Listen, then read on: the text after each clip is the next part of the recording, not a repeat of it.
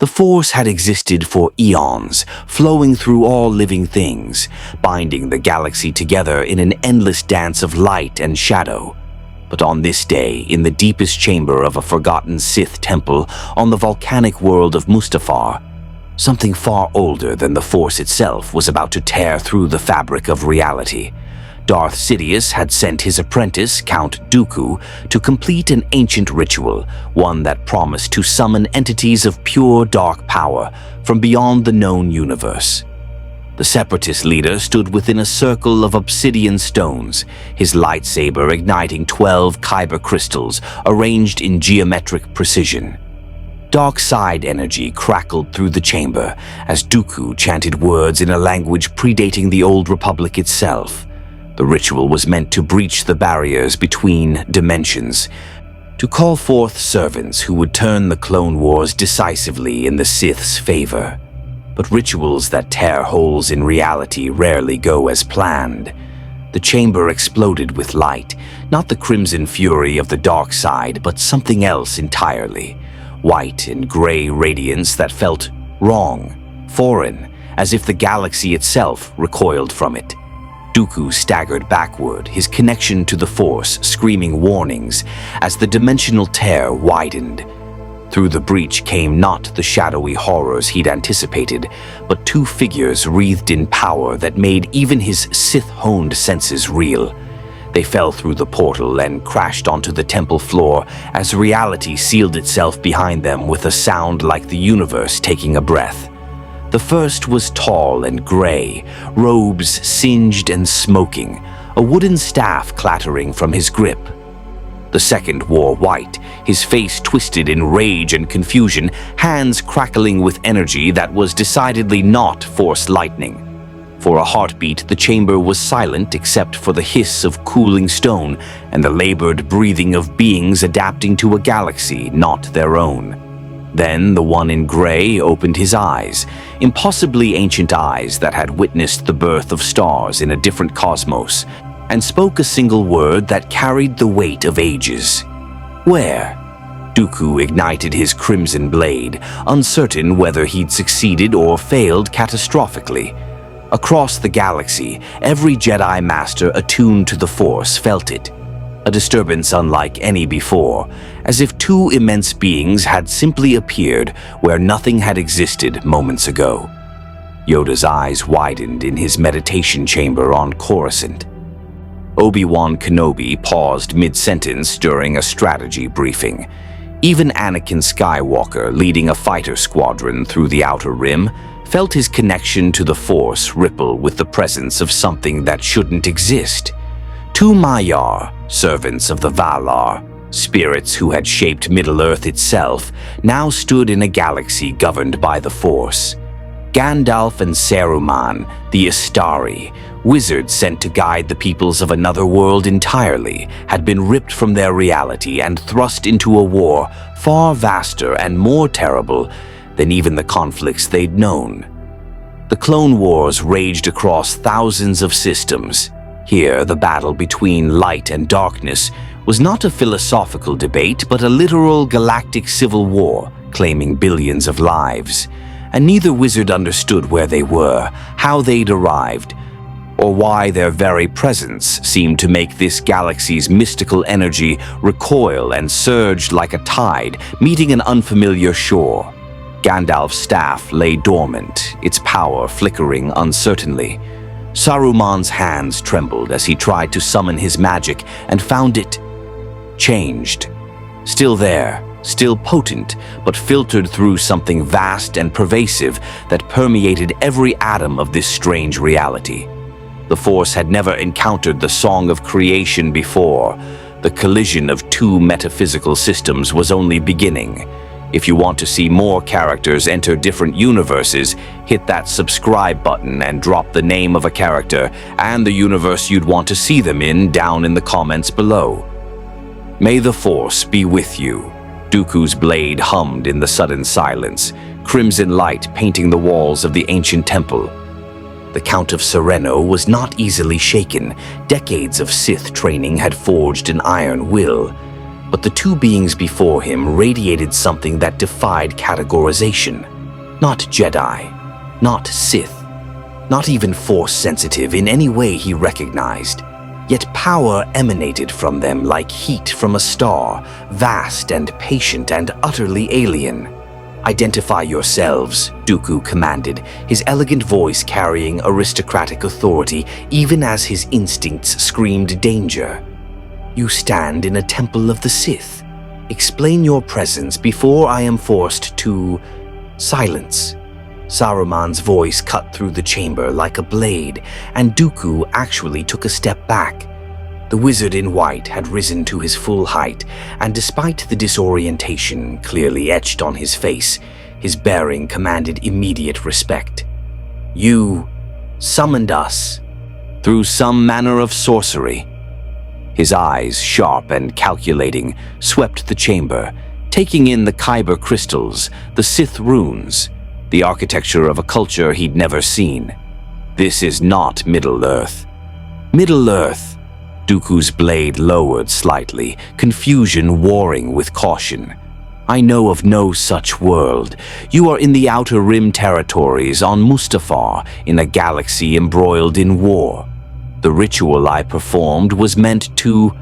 Gandalf interrupted by slamming his staff against the stone floor. The wood should have shattered against volcanic rock. Instead, the impact released a shockwave of gray-white energy that extinguished Dooku's lightsaber and sent the Count stumbling backward. Every Kyber crystal in the chamber blazed with sudden light, resonating with a frequency they'd never produced before. "Meant to enslave beings of power to your cause," Gandalf finished, his voice hard as mountain stone. "I have seen such rituals before, in darker ages than you can imagine. The stink of corruption hangs heavy here." He turned his gaze on Saruman, and something unspoken passed between the two wizards. Recognition of their shared predicament, awareness that whatever had brought them here had sundered them from everything they'd known. Saruman's jaw tightened, but he nodded curtly. "We must determine where we are and how to return. This person may prove useful for information." He gestured dismissively at Dooku, and the Count's hand twitched toward his lightsaber hilt with barely suppressed fury. "I am Count Dooku, leader of the Separatist Alliance," he said coldly, pride overriding caution. "And you would do well to remember that this galaxy bows to power. Whatever you are, wherever you came from, you are here now. The question is whether you will serve the inevitable victory of the Confederacy, or whether you will stand with the corrupt Republic and their Jedi lapdogs." Gandalf's expression darkened at the word serve, but before he could respond, his entire body stiffened. His eyes widened, not in fear, but in sudden, overwhelming awareness. Saruman experienced it too, a presence vast and invisible that flowed through everything. Every rock, every wisp of superheated gas beyond the temple walls, the very air they breathed. It was not the music of the Ainur, not the song that had shaped their existence since before time began, but something else. Something that touched all living things and connected them in a web of energy, so immense it made even the power of the Valar seem distant. "Do you feel it?" Saruman whispered, and for the first time since arriving, wonder crept into his voice. "This presence, it is everywhere, in everything." "The Force," Dooku said, watching the wizards with new interest. He had deactivated his lightsaber and now studied them as a collector might examine rare artifacts. "You truly are from beyond this galaxy. Everyone knows the Force. It binds all living things, gives power to the Jedi and the Sith alike.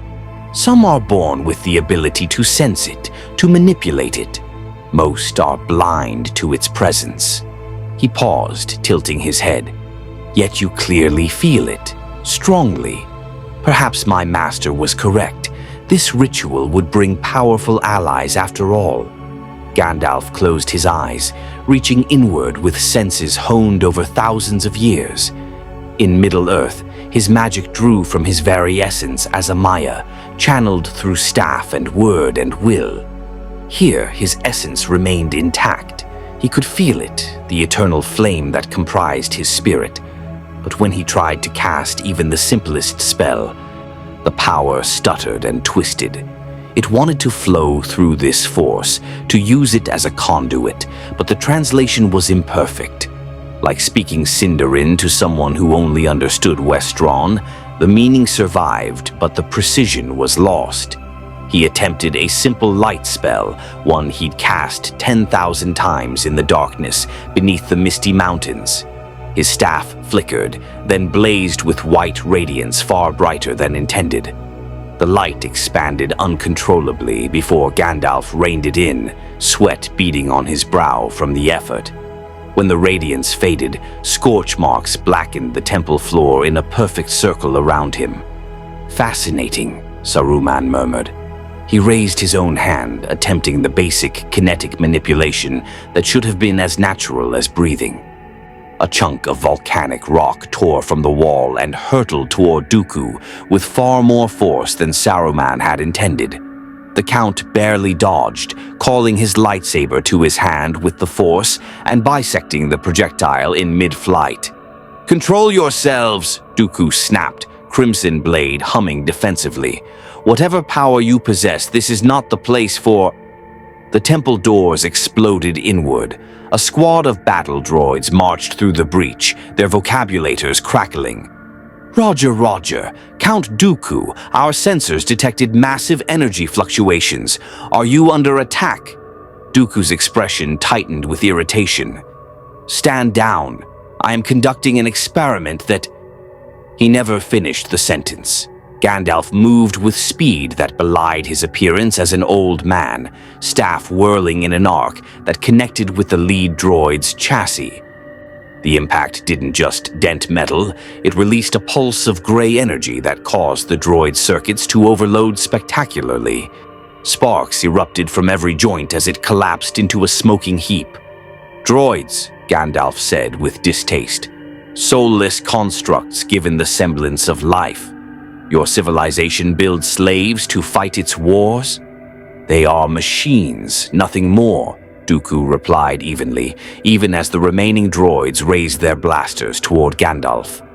"Weapons that spare living soldiers from—" Saruman spoke a word in Quenya, the high tongue of the elves, and his voice resonated with power that made the Force itself ripple.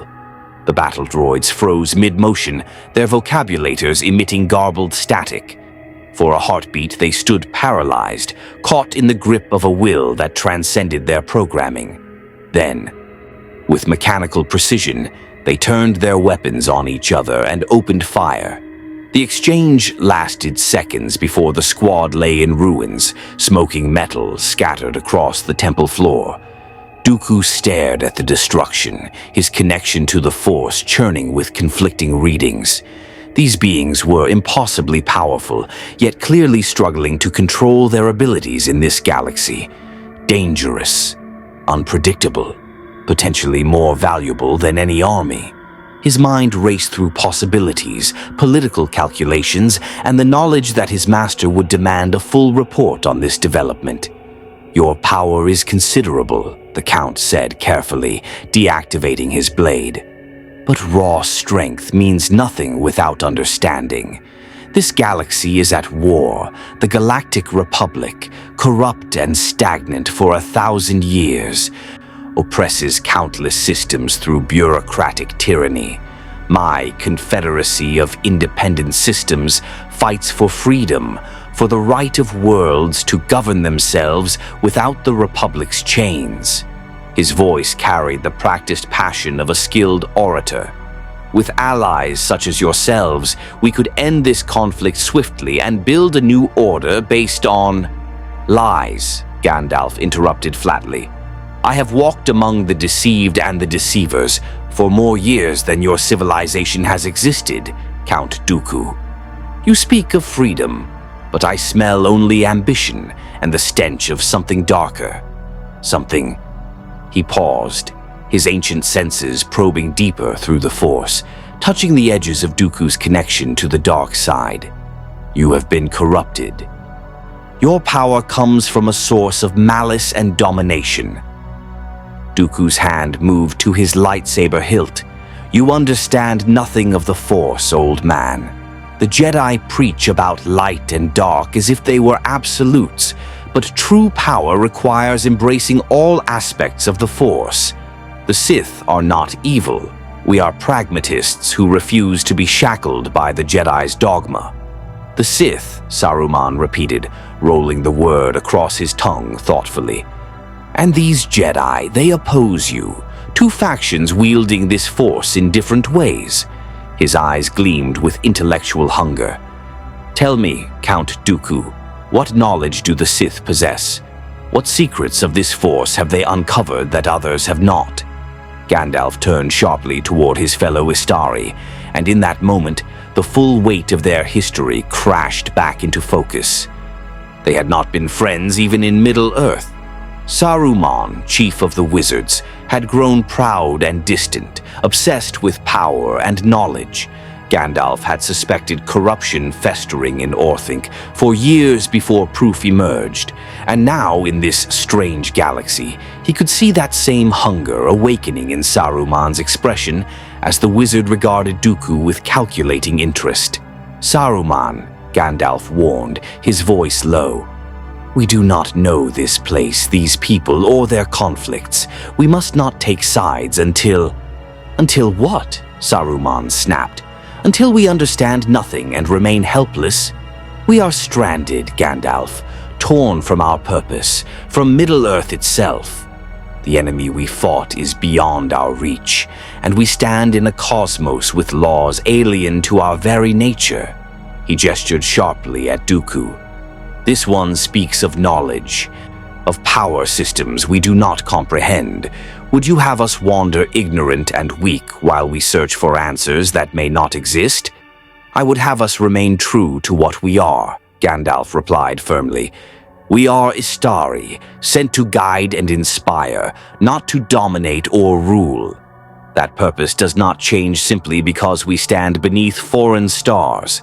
The Jedi Temple on Coruscant rose like a mountain of stone and purpose above the endless cityscape, its 5 towers reaching toward stars that had witnessed its construction millennia ago.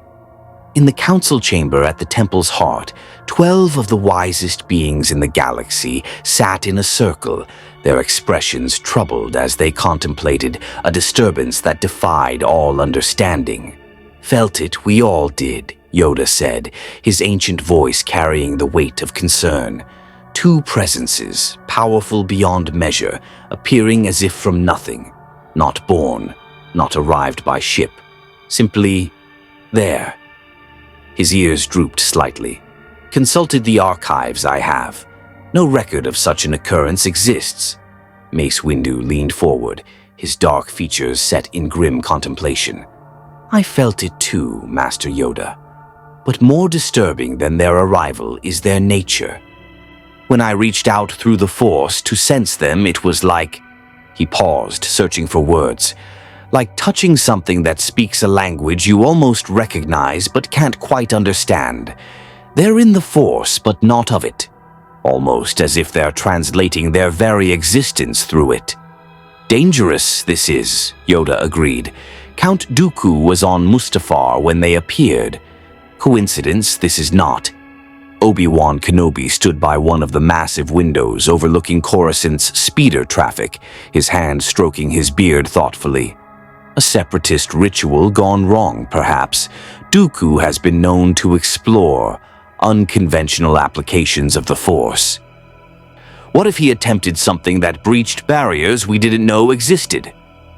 Then he's brought something into our galaxy that could shift the entire balance of the war," Ki-Adi-Mundi stated grimly. "Two beings with that level of power, if they side with the separatists, countless Republic worlds could fall." Plo Koon's voice filtered through his mask, measured and calm. "Or they could reject both sides. We know nothing of their intentions, their origins, or their philosophy. Making assumptions without knowledge is the path to fear." Before anyone could respond, the chamber doors slid open. A clone trooper in standard white armor stood at attention. his bearing impeccable despite the urgency in his voice. "Masters, forgive the intrusion. We have a situation developing in the lower industrial sector. 2 unidentified individuals matching the descriptions from your alert have been spotted. They appear to be wandering. Local security attempted to question them and..." He paused uncomfortably. "3 police droids are now non-functional. No weapons were used. The witnesses are having difficulty explaining exactly what happened." Mace Windu rose immediately. "Yoda, Obi-Wan, with me. The rest of you remain ready. If this turns hostile, we may need the full council." He turned to the trooper. "Mobilize a contingent, but order them to observe only. No aggressive action unless absolutely necessary." "Yes, sir." The trooper saluted crisply and departed. As they moved swiftly through the temple's corridors, Yoda's Geimer stick tapping against polished stone. Obi-Wan couldn't shake the feeling that they were about to encounter something that would change the Jedi Order's understanding of the Force itself. The disturbance in the cosmic energy hadn't faded. If anything, it had grown stronger, more defined, as if the 2 presences were learning to exist in this reality. The lower industrial sector of Coruscant was a stark contrast to the temple's serenity. All grinding machinery, cargo haulers, and the organized chaos of a planet-wide city's infrastructure. Among the towering cargo containers and massive repulsor cranes, 2 figures stood out impossibly. An old man in gray robes, staff in hand, and another in white, both looking distinctly out of place among the grime and machinery. Gandalf had left Dooku's temple hours ago, refusing the Count's increasingly insistent offers of alliance. Saruman had remained, engaging in what Gandalf grimly suspected was a dangerous exchange of knowledge with the Sith Lord. Now, stranded on what the locals called Coruscant, Gandalf wandered through a city so vast it beggared imagination. Middle-earth's greatest cities, Minas Tirith, Gondolin in ages past, were mere villages compared to this metal landscape that stretched to every horizon. The people here numbered in the trillions. Beings of hundreds of species moved past him without a second glance, as if ancient wizards appeared on street corners every day. Speeders, vehicles that flew without wings or visible means of support, screamed overhead in organized lanes that defied chaos despite their density.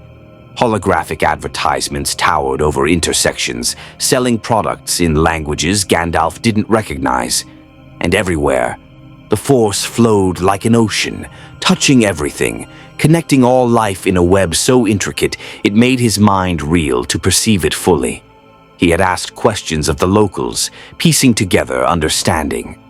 This was a galaxy, thousands of inhabited systems connected by something called hyperspace travel. The government was called the Galactic Republic, locked in civil war with the Separatist Alliance. The Jedi were peacekeepers who served the Republic, wielding the Force with disciplined precision. The Sith were their ancient enemies, practitioners of what the locals called the dark side, consumed by hatred and domination. Light and dark, good and evil. The same eternal struggle, just painted with different names across an unfamiliar canvas. "You there?" a voice called out, and Gandalf turned to see 3 humanoid machines approaching. Police droids, their sensors scanning him with mechanical precision. "Identification, please. This sector requires proper clearance for..." Gandalf's patience, worn thin by hours of overwhelming sensory input, snapped. He spoke a word of command, and the lead droid simply stopped functioning. Its companions attempted to restrain him, metal hands reaching for his arms, and Gandalf's staff flashed with light. When the radiance faded, 3 smoking heaps of metal lay at his feet, their circuits overloaded by energy they were never designed to withstand. Immediately, he regretted the outburst. A crowd was forming, beings pointing and speaking rapidly into communication devices. Gandalf raised his staff defensively, uncertain whether these people would attack or flee. when a new presence cut through the force like a blade of light. 3 figures approached through the crowd, which parted instinctively. 2 humans and 1 small, ancient being walking with a stick. The moment Gandalf's eyes met the small one's gaze, recognition flared, not of identity but of kindred spirit. This being had lived for centuries, had seen the rise and fall of civilizations, had borne terrible burdens with grace and wisdom. "Gandalf," Yoda said, and the wizard's eyes widened in shock. How did this creature know his name? "Sense it, I do. From far beyond this galaxy, you come. Lost you are, afraid perhaps, but violence, the answer, it is not." Mace Windu's hand rested near his lightsaber, not threatening but ready. "We mean you no harm, but your presence has caused considerable disruption. We are Jedi, peacekeepers and servants of the Force. We ask only that you come with us willingly, so we might understand what has happened." Gandalf studied them carefully. The small one, Yoda, radiated calm wisdom and immense power, held in perfect check. The darker-skinned human showed strength and determination, a warrior's bearing tempered by discipline. The bearded human felt familiar somehow, as if his spirit carried echoes of rangers Gandalf had known in another life, dutiful, honorable, slightly sardonic. "You know my name," Gandalf said carefully, "yet we have never met. How is this possible?" "The Force reveals many things to those who listen," Obi-Wan replied gently. "Your very essence speaks it somehow, just as we sense your nature, ancient, powerful, not native to this reality." He gestured toward the temple district visible in the distance. "Please, come speak with the council. We have questions, and I suspect you do as well." Gandalf's grip on his staff relaxed marginally. "I will come, but know this. I serve no government and no faction. I am Gandalf the Grey, one of the Istari, and my purpose is to stand against the darkness wherever it appears. If your Jedi Council seeks to command me or bind me to their political wars, they will find me a poor prisoner." "Command you we do not seek," Yoda said, and something like amusement flickered in his ancient eyes. "Understand you we hope to, and perhaps help each other we might. Much darkness this galaxy contains, but also much light. Balance the Force requires. Upset that balance your arrival has." Count Dooku's personal chambers aboard his solar sailor were a study in elegant utility, Sith artifacts displayed alongside rare artworks, a meditation chamber with a viewport showing the stars of the Outer Rim, and a holographic projector that currently displayed the hooded visage of his master. "Two beings," Darth Sidious said, his voice a serpentine hiss of restrained fury and dark curiosity. "Ripped from another reality entirely. This was not the outcome your ritual promised, Lord Tyrannus." Dooku, Lord Tyrannus in the Sith tradition, inclined his head respectfully, though his jaw tightened. "The ritual functioned as the texts described, my master. I cannot account for why it brought these wizards instead of the dark entities promised. But I do not believe this is a failure. If anything, we may have stumbled upon something far more valuable." "Explain." "The one called Gandalf is indeed powerful, but his spirit is incorruptible, rigid in his dedication to what he perceives as good. He will likely ally with the Jedi, strengthening our enemies." Dooku paused, allowing a thin smile. "But the other, Saruman, he hungers for knowledge in ways the Jedi would never approve. He stayed after Gandalf departed, asking questions about the Force, about the Sith, about power itself. I sense in him the seeds of ambition that could flower into something useful." The hologram of Sidious leaned forward slightly, yellow eyes gleaming with dark interest. "Tell me of this Saruman's power. Formidable, though not yet adapted to our galaxy. He manipulates energy in ways distinct from the Force, yet through the Force. His magic, for that is what he calls it, can override droid programming, shatter matter, and compel obedience through sheer force of will. He possesses knowledge of crafts and sciences foreign to this galaxy, and most intriguing, my master, he is already fallen. Sidious's expression didn't change, but Dooku felt the dark side surge with interest through their bond. Explain. He confessed it himself, though with considerable pride disguised as regret. In his original reality, he was sent as a guide and protector of lesser beings, one of 5 guardians meant to oppose a great evil. But he grew frustrated with the limitations placed upon him by higher powers. He sought strength, industry, conquest, believing that only through domination could order be achieved. He built armies, betrayed his fellow guardians, allied with the very darkness he was sent to oppose. Dooku's smile widened.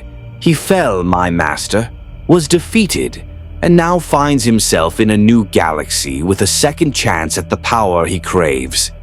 A dangerous ally, Sidious mused, one who has already betrayed those who trusted him. Indeed, but also one who understands his nature and embraces it. He will not deceive himself with Jedi hypocrisy about serving the light. And he is isolated, cut off from everything he knew, with only his fellow wizard as a connection to his past. A wizard who will undoubtedly reject him, given their history. Sidious was silent for a long moment, his mind churning through possibilities. The war was proceeding according to plan, both sides dancing to his orchestration, unaware that Darth Sidious and Supreme Chancellor Palpatine were one and the same. But these newcomers represented variables he hadn't accounted for. The Astari, Dooku called them. Maiar, servants of beings called the Valar, in a cosmology so alien to the Force that even Sith texts contained no reference. Bring him to me, Sidious commanded. Not to Coruscant, the risk of Jedi detection is too great, but arrange a meeting on neutral ground.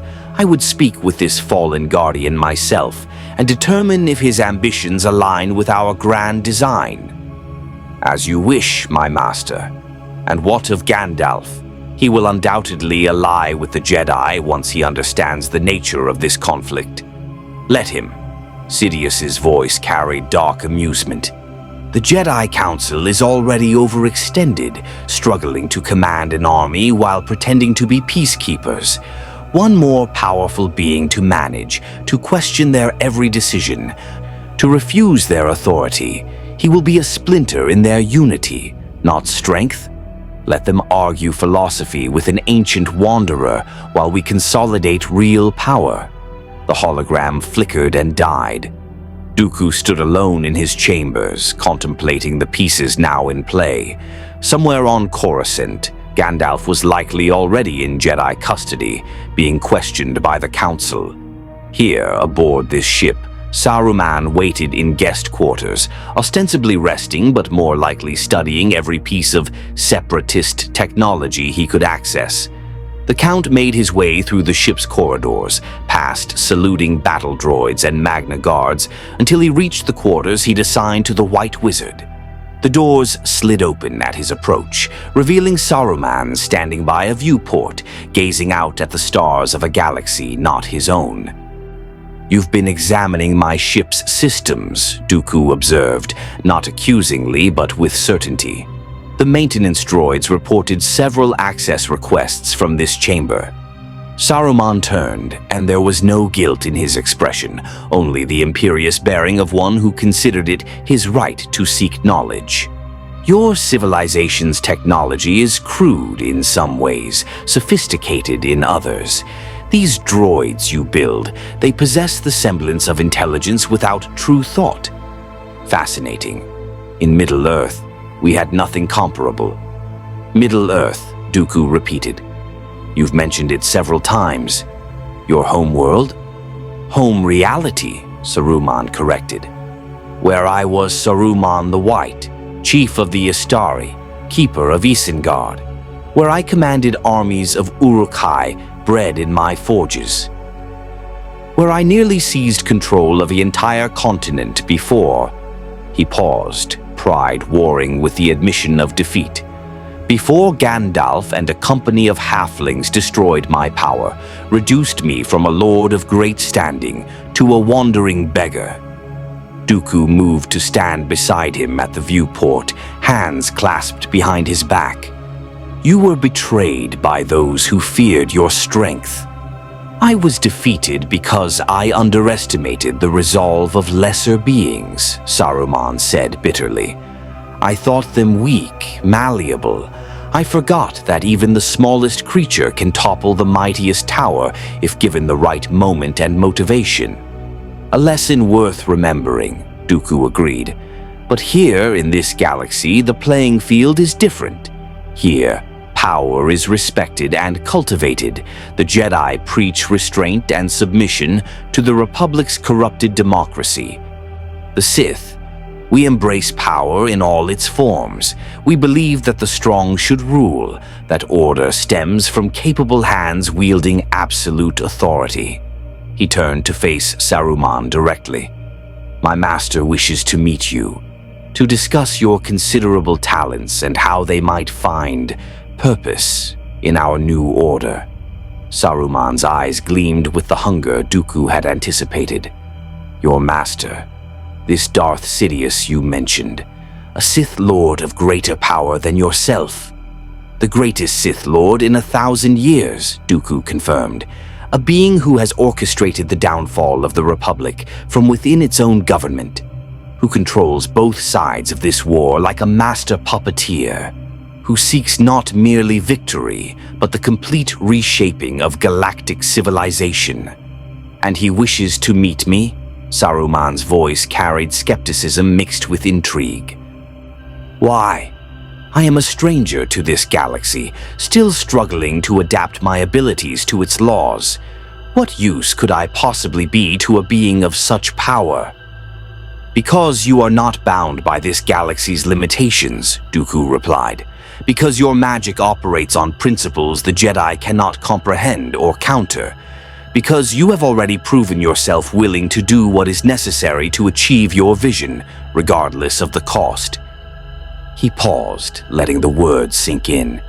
And because my master recognizes in you what I recognized, a being who has tasted power and found the alternative unacceptable. Saruman was silent for a long moment, his gaze distant.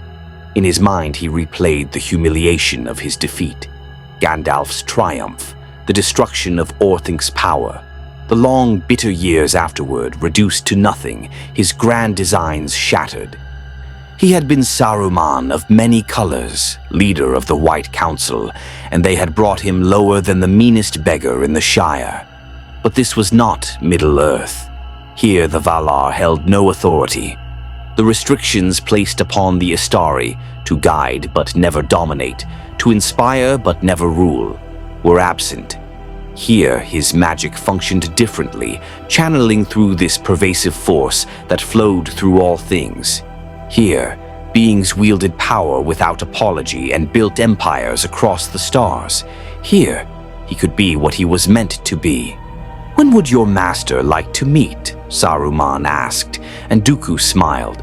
The Jedi Temple's archives were a cathedral of knowledge, endless holographic records floating in precise geometric patterns, ancient texts preserved behind energy fields, and the soft hum of information being accessed by scholars throughout the vast chamber. Gandalf walked among the stacks with Jedi archivist Jocasta Nu, his gray robes trailing behind him as he absorbed the accumulated wisdom of a civilization thousands of years old. Remarkable, he murmured, reaching toward a hologram displaying the structure of a Republic cruiser. His fingers passed through the light and the image rotated obligingly. In my world, such knowledge would fill libraries the size of cities. Here, you condense it into light and energy. Jocasta Nu observed him with the patient interest of one who had spent centuries tending knowledge. The Jedi archives contain the history of the Republic and much of the known galaxy. Though I confess, even our most ancient records contain nothing like you, Gandalf the Grey. The Masters are still debating what your arrival means. 3 days had passed since Gandalf's encounter with the Jedi Council. 3 days of careful questions, demonstrations of his abilities under controlled conditions, and long philosophical discussions with Yoda that stretched late into Coruscant's artificial nights. The Council had not imprisoned him. They'd offered him guest quarters, access to their archives, and the freedom to walk the temple grounds. In return, he'd answered their questions honestly, explaining the nature of the Istari, the struggle against Sauron, and the metaphysical laws of Middle-earth. They did not fully understand, of course. How could they? The concept of the Valar, of the music of the Ainur, of a world literally sung into being by divine beings, it was as foreign to them as their Force, and midi-chlorians were to him. But understanding was growing on both sides. Your council debates everything, Gandalf observed with dry amusement. In this, you remind me of the White Council of my world. Great wisdom, certainly, but sometimes paralyzed by the need for consensus. Democracy requires patience, Jocasta Nu replied, even among the Jedi. Before Gandalf could respond, he felt it. A disturbance in the Force so sharp it made his breath catch. Not danger, precisely, but urgency, pain, fear. He turned toward the archive's entrance just as Obi-Wan Kenobi strode in, his expression grim. Gandalf, the Council requests your presence immediately. There's been an attack on Christophsis. Separatist forces ambushed a Republic relief convoy. Heavy casualties among the clone troopers. Obi-Wan's jaw tightened. Survivors report a new weapon, a being in white robes who spoke words that caused entire gunships to fall from the sky, who turned clone soldiers against each other with nothing but his voice. Gandalf's hand tightened on his staff. Saruman. You know him. It wasn't a question. He is the other one pulled through with me, Saruman the White, once chief of my order. Now, it seems, allied with your separatists. Gandalf's expression darkened with ancient sorrow. I feared this. His fall began long ago in our world. Here, unbound by the restrictions placed upon us, he will seek power without restraint. They found the council already assembled in the circular chamber. Holographic displays showing the aftermath of the Christophsis attack. Gandalf studied the images. Clone troopers in white armor lying motionless, their weapons scattered. Republic gunships crashed and burning. And in the center of the devastation, blast marks forming a perfect circle, as if a shockwave of pure power had emanated from a single point. 43 clone troopers dead, Mace Windu stated flatly. Another 20 injured. 3 gunships destroyed. All within minutes, and according to survivors, one individual was responsible. A human in white robes, wielding a staff similar to yours, Gandalf. He spoke in a language none of them recognized, and his words had physical force. The speech of the Valar, Gandalf said heavily. Words of power, crafted in the tongue of those who shaped my world. Saruman always had mastery of voice and rhetoric.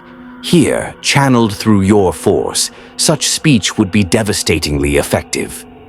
Yoda's ears drooped with concern. Allied with Dooku he has become, sense it I do. Darkness growing around him like shadow over sun. Dangerous he is. More dangerous still if learning our ways he continues. We need to stop him, Ki Adi Mundi stated, before he teaches the Separatists whatever knowledge he possesses, or worse, before he learns enough about the Force to become truly unstoppable. Gandalf shook his head slowly. You cannot stop Saruman through force alone. He is a Maya, an immortal spirit clothed in flesh. Your weapons may wound him, even destroy his physical form, but his essence will endure. And he has fought in wars longer than your civilization has existed. He knows strategy, deception, and the arts of domination. Then what do you suggest? Obi-Wan asked. We cannot simply allow him to rampage across the Republic, killing our soldiers and aiding the separatist war effort. Gandalf turned to face the council fully, his gray robe seeming to gather light from the chamber's windows. I suggest you send me, not as your servant or your weapon, but as one who knows him, who understands his pride, his weaknesses, his patterns. I have opposed Saruman before, and will do so again, but I will not fight your war for you, nor will I command your troops. I walk my own path, as I have always done. Mace Windu's expression was skeptical. And if your path leads to separatist victories?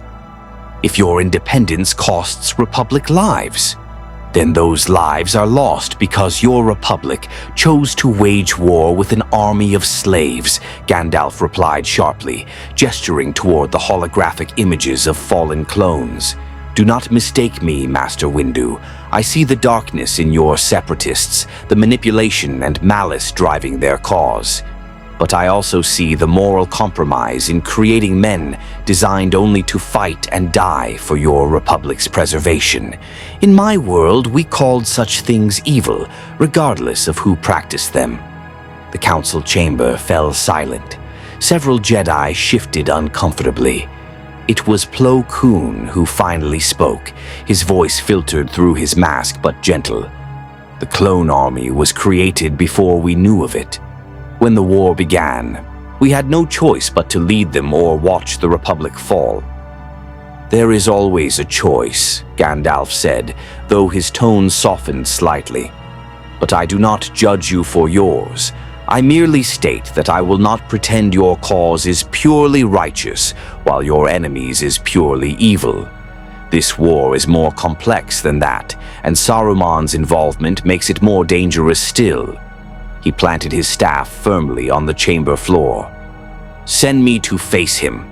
I cannot promise victory, but I can promise that I will stand between his malice and the innocent, as I have done for thousands of years. Yoda nodded slowly, his ancient eyes meeting Gandalf's. Trust you, we do. Felt your heart I have through the Force. Light burns there, steady and strong, but alone you should not go. Company you will need. Aid, perhaps. I work alone, Gandalf began, but Yoda raised a three-fingered hand. Alone, effective you may be, but this galaxy, no you do not. Its ways, its peoples, its conflicts, a guide you need. One who understands both war and wisdom.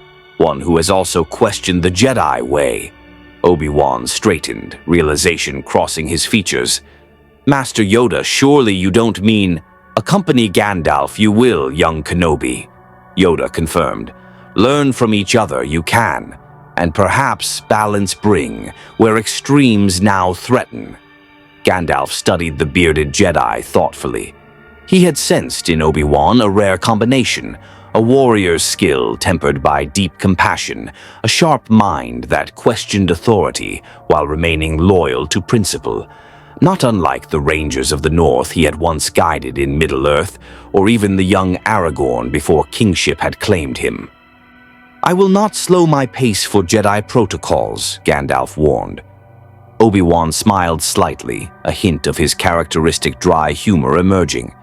And I will not tolerate cryptic wizard answers when direct information would save lives. Despite the tension, Gandalf's eyes crinkled with something approaching amusement. Then we understand each other, Obi-Wan Kenobi. When do we depart? Mace Windu pulled up another holographic display, a star map with a highlighted system in the mid-rim. Intelligence suggests Dooku has established a base on Sereno, his homeworld. It's heavily defended, nominally neutral but clearly supporting the separatist cause. If Saruman has allied with the Count, that's where you'll find him. Then Sereno it is, Gandalf said. Though I warn you all, confronting Saruman will not be like facing your typical separatist commanders. He will have prepared defenses, traps, and contingencies. He always does. Then we'll prepare as well, Obi-Wan replied. I'll arrange transport and gather intelligence on Sereno's defenses. We leave within the hour. As the council dismissed and Jedi began filing out to their various duties, Yoda approached Gandalf, his Geimer stick tapping softly. A question I have, if permit me, you will. Ask, Master Yoda. Your staff, your magic, your very essence. Different from the Force they are, yet through it they work. Adapt you are learning to. But wonder I do, in your world restrictions were placed upon you. Here, those restrictions absent, they are. Tempted are you, to use your full power, unrestrained. Gandalf was quiet for a long moment, and when he spoke, his voice carried the weight of ages. Every day since I arrived, the Force is vast, Yoda. Vast and responsive in ways the song of creation never was. I could do things here I was forbidden to attempt in Middle-earth. I could wield power that would make armies tremble and kings bow. He looked down at the small, ancient Jedi Master. But I was not sent to Middle-earth to rule or to conquer. I was sent to inspire, to guide, to kindle hope in the hearts of the free peoples. That purpose does not change because the Valar cannot see me here. I remain what I am, a servant of the secret fire, a wielder of the flame of Aenor. Power is not my goal. Never has been. Yoda's expression softened with something like recognition. Understand, I do. The Force. Unlimited power it offers to those strong enough to seize it. Resist that temptation we must. Always, or become like Saruman we will. Exactly, Gandalf agreed, and that is why I must face him, before his corruption spreads further in your galaxy. The planet Sereno hung in space like a jewel, verdant forests, crystalline lakes, and elegant cities built by generations of aristocratic wealth. Count Dooku's ancestral estate dominated a cliff overlooking the Khorania, its spires and gardens a testament to old money and older power. Within its halls, far beneath the public chambers and galleries, a secret meeting was taking place. Darth Sidious materialized as a hologram, cloaked and hooded, his presence filling the darkened chamber with palpable menace. Saruman stood before the projection, his white robes pristine, his bearing imperious, despite facing a being whose power in the Force eclipsed anything he'd yet encountered in this galaxy. So, Sidious hissed, yellow eyes gleaming from beneath his hood, you are the fallen guardian, the wizard who betrayed his sacred charge in pursuit of dominion. I am Saruman of many colors, the wizard replied, and his voice carried no shame, only pride. Once bound by the commands of the Valar to guide and never rule. Once shackled by limitations placed upon my power by beings who feared what I might accomplish if unleashed. He lifted his staff, its crystal focus now modified with a kyber crystal Dooku had provided, and energy crackled along its length, force lightning mixed with his own magical essence. Those shackles no longer bind me. In this galaxy, I am free to pursue my true potential. Potential, Sidious repeated, his tone mocking. You speak of potential while struggling to adapt your abilities to laws you barely comprehend. You are powerful, yes. But power without understanding is merely chaos waiting to collapse upon itself. Saruman's eyes flashed with anger, but he controlled it, channeling the emotion into cold focus. Then teach me. Count Dooku speaks of the dark side as if it were a philosophy of strength, of embracing passion and ambition without the hypocritical restraint the Jedi preach. If this is true, then we are natural allies. I seek knowledge of the Force. You seek—" He paused, studying the hooded figure. "What do you seek, Lord Sidious?" "Everything," Sidious replied simply. "The complete restructuring of galactic civilization, the eradication of the Jedi Order, the transformation of the corrupt Republic into an empire ruled absolutely by one strong enough to hold it. And you, Saruman, could be instrumental in achieving these goals, if you prove capable of transcending your current limitations." "I transcended my limitations once before," Saruman said coldly. "I allied with Sauron himself, the Dark Lord of Middle-earth, though I intended to betray him and seize the One Ring for myself. I bred armies in my forges, Uruk-hai warriors that could march in daylight unlike lesser orcs. I commanded the forces of Isengard and nearly brought the kingdom of Rohan to its knees." "And yet you failed," Sidious observed, "defeated by a wandering wizard and a company of— what did you call them? Halflings. Small wonder you hunger for redemption." The chamber temperature dropped as Saruman's anger manifested physically, frost forming on the stone walls. "Mock me at your peril, Sith Lord. I may be new to your galaxy, but I have fought in wars before your civilization drew breath. I have battled Balrogs in the depths of the earth and faced down the Nazgul when they rode forth from Mordor. Do not mistake temporary defeat for permanent weakness." Dooku, standing silently in the shadows, tensed. This could go very badly if Saruman's pride clashed too violently with Sidious's manipulation. But to his surprise, the Sith Lord's hologram actually seemed pleased. "Good," Sidious hissed. "Anger, pride, the refusal to accept humiliation. These are the foundations of true power, Saruman. The dark side of the Force feeds on such emotions, transforms them into strength that the weak-minded Jedi can never access." The hologram leaned forward. "But raw emotion without discipline is useless. The Sith do not simply rage and destroy. We plan. We manipulate. We achieve victory through cunning as much as power." "Then we are indeed alike," Saruman replied, his composure returning.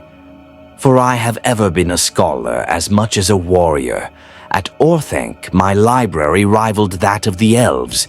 I studied the rings of power, the Palantiri, the secret crafts of the dwarves, and the mechanisms of the enemy himself. Knowledge has always been my weapon of choice." "Then I will provide knowledge," Sidious promised. "Lord Tyrannus will instruct you in the fundamentals of the Force, how to channel your power through it efficiently, how to draw upon the dark side without losing yourself to mindless rage. In return, you will share your understanding of this magic you wield, these words of power, these crafts unknown to our galaxy.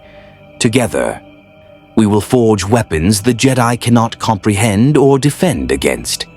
Saruman considered this carefully. Alliance with the Sith meant embracing the very darkness he had once justified as necessary pragmatism.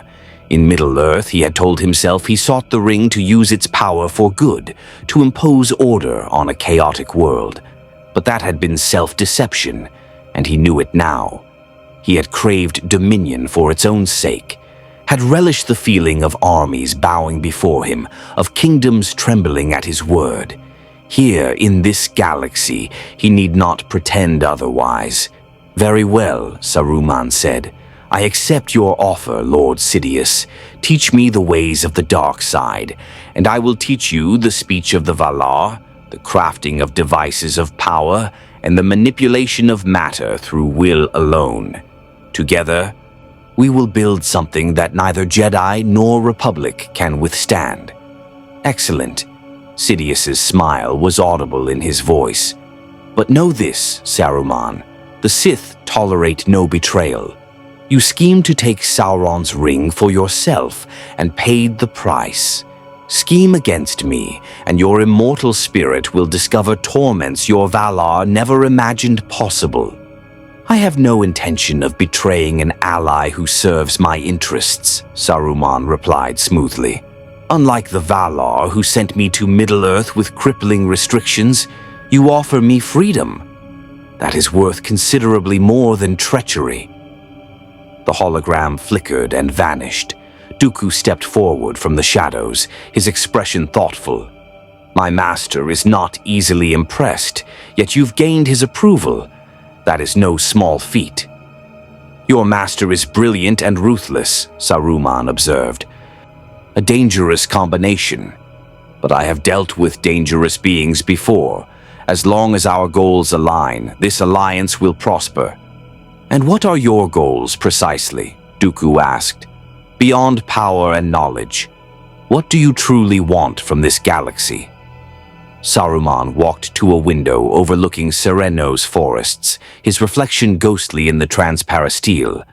In Middle-earth, I sought to create order through domination, to improve a world I saw as chaotic and inefficient. The Shire's pastoral simplicity disgusted me, such potential wasted on simple pleasures and small dreams. Rohan's horse lords clinging to outdated traditions, Gondor's stewards ruling without the strength to truly govern. His fist clenched. I would have built a new world, efficient, powerful, united under a single vision, mine. This galaxy offers that opportunity on a scale Middle-earth never could, Dooku said quietly. Millions of systems, trillions of beings, technology that can reshape planets, the opportunity to craft civilization itself, according to your design. Precisely. Saruman turned from the window. But first, obstacles must be removed. The Jedi, obviously. The Republic's democracy, which breeds the very chaos I despise. And, he paused, Gandalf, he will come for me. He always does. The meddlesome fool cannot help himself. Wherever darkness rises, there he appears with his staff and his platitudes about hope and courage. Will he be a problem? Dooku asked. He already is, Saruman replied. Gandalf is everything I am not. Humble where I am proud, patient where I am ambitious. Content to inspire where I demand to rule. The Jedi will adore him, of course. His philosophy aligns perfectly with their self-righteous restraint, and that makes him dangerous to our plans. Then we should eliminate him, Dooku suggested. A coordinated strike while he's still learning this galaxy's ways. No, Saruman's voice was sharp. You do not eliminate Gandalf through simple assassination. I have tried. He is Olorin, one of the wisest of the Maiar, and his spirit burns with the flame imperishable. Kill his body and he will return, possibly stronger as he did after facing the Balrog in Moria. He stroked his beard thoughtfully. No, Gandalf must be discredited, isolated, made to doubt himself and his purpose. Only then can he be truly defeated. Psychological warfare, Dooku mused. I can appreciate the elegance. What did you have in mind? Saruman smiled, and it was not a pleasant expression. Gandalf's greatest weakness is his faith in the potential for good in all beings. He believes that even the fallen can be redeemed, that even the darkest soul contains a spark of light. We will use that against him, show him that in this galaxy such faith is foolish, break his spirit through the corruption of everything he tries to save. The Republic cruiser dropped out of hyperspace at the edge of the Sereno system, its hull scarred from a dozen battles. Obi-Wan Kenobi stood on the bridge beside Gandalf, both studying the planet below with different forms of perception. The Jedi reached out through the Force, sensing the currents of light and dark swirling around the world. The wizard simply looked, his ancient eyes seeing patterns in the Force that Obi-Wan had spent decades learning to perceive. He's there, Gandalf said quietly. I can feel him. His presence is changed, darker than it was, but that's no surprise. Saruman was already falling when we were torn from Middle-earth. Here, without restraint, his corruption accelerates. Can you defeat him? Obi-Wan asked bluntly. I don't know, Gandalf admitted. In our previous confrontation, I had the advantage of knowing the terrain, the nature of our powers, and the limitations placed upon us both. Here, everything is different. His magic flows through your force now, and I suspect he's been training with the Sith to improve his efficiency.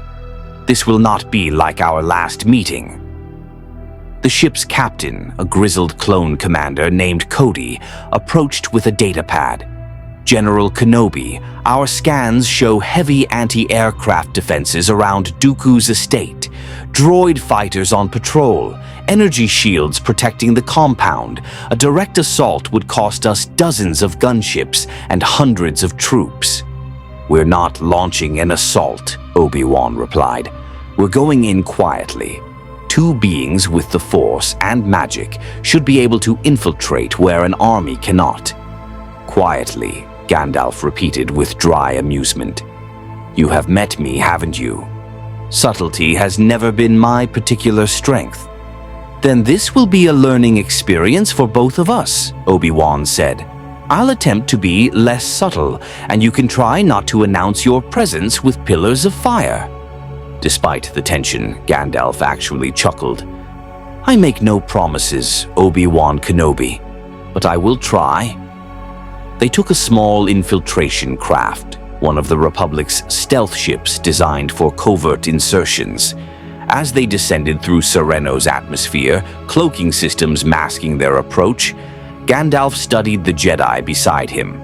Over the past week, during the journey to Sereno and the planning sessions, he'd grown to respect Obi-Wan's tactical mind and dry wit. The man had fought in more battles than most beings saw in a lifetime, yet retained compassion and a thoughtful approach to conflict. Tell me, Gandalf said as they approached the landing zone, a forest clearing 3 kilometers from Dooku's estate. This war you fight, do you truly believe the Republic is worth preserving? Obi-Wan was quiet for a moment, his hands steady on the controls. I believe the ideals it represents are worth preserving. Democracy, freedom, the rule of law rather than the rule of the strong. But the Republic itself? He sighed. It's become corrupt, bloated, inefficient. The Senate spends more time arguing about trade regulations than protecting its citizens. And yet, the alternative is worse. Dooku and the Separatists speak of independence, but their movement is controlled by corporate interests and manipulated by the Sith. At least, the Republic can be reformed. The Separatists would simply replace one tyranny with another. And your clone army? Gandalf pressed. Men bred for no purpose but war, their lives measured only by their utility to the Republic's survival. You see no moral problem with this? Obi-Wan's jaw tightened, and for a moment Gandalf thought he'd pushed too far. But the Jedi's voice, when he spoke, was honest. I see the problem every time I order them into battle, every time I watch them die following my commands. They're good men, Gandalf. Brave, loyal. They deserve better than to be expendable soldiers in a war they didn't choose to fight. He adjusted their approach vector. But abandoning them now would be worse than leading them. At least if I'm there, I can try to preserve their lives, to treat them with the dignity they deserve. If I walk away, they'll still fight, just under commanders who see them as nothing more than equipment. A terrible choice, Gandalf murmured, to participate in a wrong in hopes of mitigating its worst effects. I have faced such choices before. There is rarely a good answer. The ship settled into the forest clearing with barely a whisper of displaced air. They emerged into Sereno's night, the estate visible in the distance as a constellation of lights against the darkness. Immediately, Gandalf felt it. Wards, defenses woven through the Force, mixed with something else. Saruman's magic, adapted and integrated with Sith techniques. He knows we're coming, Gandalf said grimly. He's prepared the battlefield. Then we'll have to be unpredictable, Obi-Wan replied, igniting his lightsaber. The blue blade cast dancing shadows among the trees. You said you fought him before. What's his preferred strategy? Overwhelming force combined with psychological manipulation, Gandalf answered, his staff beginning to glow with soft white light. Saruman has always believed he's the smartest being in any room. He'll have prepared traps, contingencies, fallback positions. But his pride is also his weakness. He cannot resist proving his superiority, explaining his plans, gloating over his advantage. So we make him overconfident, Obi-Wan mused. Let him think he's winning until we spring our own surprise. Precisely, though I should warn you, Saruman's voice is a weapon in itself. He can persuade, dominate, command obedience through speech alone. Guard your mind against his words. They moved through the forest with practiced silence, the Jedi's connection to the Force guiding their path, while Gandalf's ancient senses detected the wards and tripwires Saruman had established. Twice they avoided patrols of battle droids. Once, they had to hide as a Geonosian gunship swept overhead, searchlights cutting through the darkness. As they approached the estate's outer walls, Gandalf stopped abruptly. Before them, the forest ended in a perfectly circular clearing, perhaps 50 meters across. The grass was withered and brown, and the air carried the acrid scent of dark side corruption. A killing ground, Obi-Wan observed. Cross that, and we're exposed. More than that, Gandalf said, kneeling to examine the earth. The ground itself has been poisoned with dark side energy. And there, he pointed his staff toward nearly invisible tripwires of pure force energy crisscrossing the clearing. Saruman's work, augmented by Sith alchemy. Touch one of those, and every defense in the estate will activate. Can you dispel them? Gandalf extended his senses, feeling the intricate weave of power. I could, but doing so would alert Saruman immediately. He'd know exactly where we are and that we'd overcome his first defense. Then we need a distraction, Obi-Wan said. He pulled out his comlink. Commander Cody, are you in position? The clone's voice crackled through. Affirmative, General. Ready on your signal. Execute diversionary pattern Beta 7. Make it loud. With pleasure, sir. Seconds later, the night erupted with light and sound from the opposite side of the estate. Republic gunships roared overhead, their cannons blazing against the estate's shields. Battle droids poured from barracks, their blasters lighting up the darkness. Alarms shrieked across the compound as Dooku's forces scrambled to repel what appeared to be a full-scale assault. Now, Obi-Wan said, and they ran across the clearing. Gandalf's staff blazed with power, clearing a narrow path through the Force tripwires, while Obi-Wan's lightsaber deflected automated blaster fire from hidden turrets. They reached the wall as the first explosion rocked the estate's eastern defenses, Cody's gunships doing excellent work, drawing attention away from their infiltration. Obi-Wan scaled the wall using the Force, leaping with enhanced strength, while Gandalf simply walked up the vertical surface as if gravity were a suggestion rather than a law. They dropped into a courtyard filled with classical sculptures and ornamental gardens, beautiful and serene despite the chaos erupting around them. The main hall is that way, Obi-Wan said, consulting the mental map he'd studied during the approach. If Dooku and Saruman are anywhere, it'll be in the gardens, actually, a voice called out, elegant and mocking. Count Dooku emerged from behind a statue of an ancient Sereno nobleman, his curved lightsaber hilt in hand, but not yet ignited. I knew you'd come, Kenobi. You Jedi are so predictable, and you've brought the wandering wizard. How delightful. Beside him, stepping from the shadows with his white robes gleaming in the reflected explosions, came Saruman. His staff was raised, crystal focus burning with dark energy, and his eyes held the cold triumph of one who'd anticipated every move his opponent might make. Gandalf Saruman greeted, his voice carrying that hypnotic quality that had once swayed kings and generals. "Still meddling in affairs beyond your understanding, I see. Tell me, do you truly believe you can stop what we're building here? The Sith will reshape this galaxy, and I will stand at their right hand, wielding power the Valar never dreamed of granting us." "You were never meant to wield power for yourself, Saruman," Gandalf replied, his voice heavy with sorrow and steel. "We were sent to inspire and guide, not to conquer and dominate. You have forgotten the light you once served." "I have transcended the limitations of those who bound us," Saruman corrected, "and you, old fool, remain shackled by obsolete principles. In this galaxy, strength is respected, power is rewarded, the weak serve the strong, as it should be.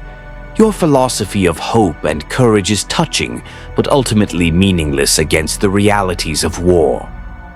The diversionary assault suddenly ceased. The explosions died. The gunships withdrew. Gandalf's eyes narrowed as he realized the truth. Cody's forces had been meant to withdraw at this exact moment, leaving them isolated and exposed. "A trap within a trap," Obi-Wan said quietly, his lightsaber igniting. "We expected defenses.